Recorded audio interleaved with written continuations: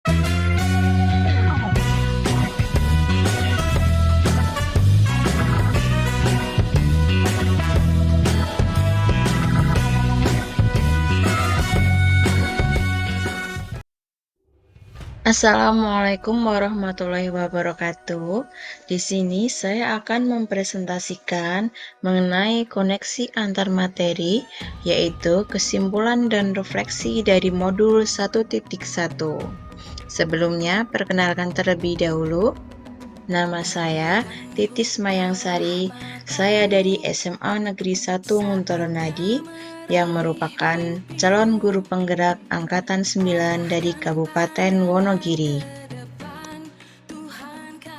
Kesimpulan yang sudah saya peroleh setelah mempelajari modul 1.1 yaitu yang pertama, membedakan arti pendidikan dan pengajaran menurut Ki Hajar Dewantara. Pengajaran merupakan bagian dari pendidikan. Pengajaran adalah proses pendidikan dalam memberi ilmu untuk kecakapan hidup anak secara lahir dan batin.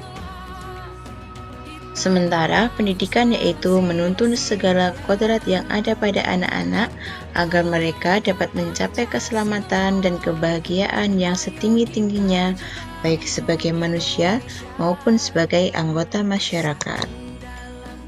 Untuk selanjutnya, dasar-dasar pemikiran menurut Ki Hajar Dewantara. Menurut Ki Hajar Dewantara, pendidikan adalah tempat persemaian segala benih-benih kebudayaan yang hidup dalam masyarakat. Dan kita sebagai pendidik seperti petani atau tukang kebun dalam kehidupan, yang harus melakukan pembelajaran yang berpihak pada murid dan sesuai dengan kodrat alam dan kodrat zamannya. Juga sebagai pendidik kita harus menerapkan sistem Among, yaitu sistem yang menuntun peserta didik untuk menjadi lebih baik lagi. Juga ada asas trikon, yaitu kontinu, konvergen, dan konsentris. Untuk refleksi terhadap diri saya sendiri, ada 3 pertanyaan pemantik yang harus saya jawab. Ini merupakan pertanyaan pemantiknya, dan saya akan menjawab pertanyaan pemantik yang nomor 1 terlebih dahulu. Jadi, sebelum mempelajari modul 1.1 ini, saya beranggapan bahwa pembelajaran itu harus berpusat pada guru. Jadi, guru harus menerangkan dan menjelaskan kepada peserta didik tentang materi yang sedang dipelajari. Dan semua siswa harus diperlakukan secara sama. Guru hanya berpaku pada satu buku teks saja dan tidak ada sumber yang lain.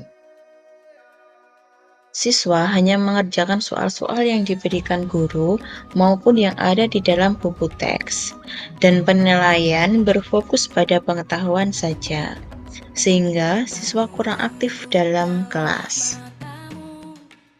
Untuk selanjutnya, silahkan dilihat pembelajaran saya sebelum saya mempelajari modul 1.1. Nah, guru kontrol nih teman pinanti niku entas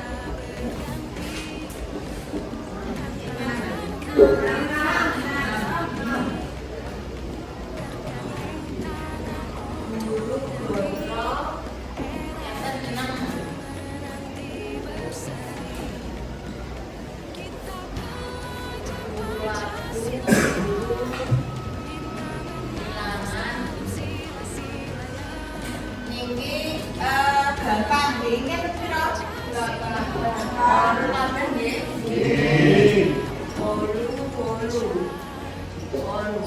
Terus mula bune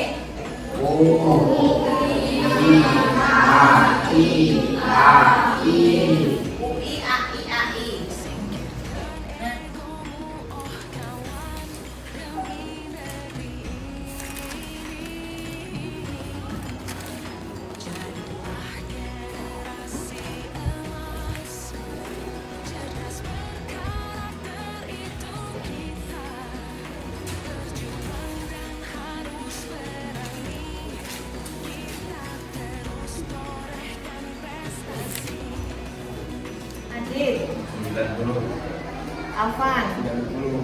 Lidera, Dian, Fahma, kalau aku nggih, Fatan. Tembang kinanti.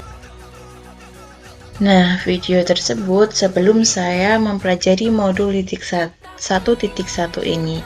Setelah saya mempelajari modul ini, pemikiran saya berubah bahwa pembelajaran harus dilakukan berpusat pada siswa, dan siswa diperlakukan sesuai dengan karakteristik masing-masing dengan menerapkan pembelajaran berdiferensiasi.